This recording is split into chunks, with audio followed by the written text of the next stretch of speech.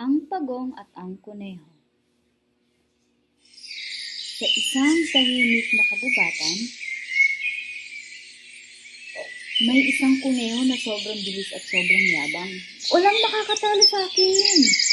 At may isang pagong na mabagal pero matyaga. Ha, ang bagal mo, hindi ka mananalo kahit kailan. Subukan natin, karera tayo. At nagsimula ang karera. Ay, panalo na ako, magpapahinga muna ako.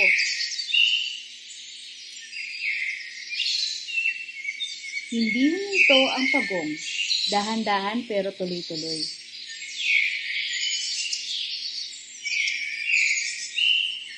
Malapit na ang pagong sa kanyang finish line. Ha? Malapit na siya!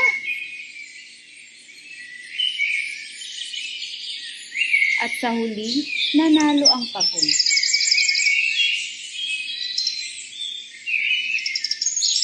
Ang matyaga ay nagtatagumpay.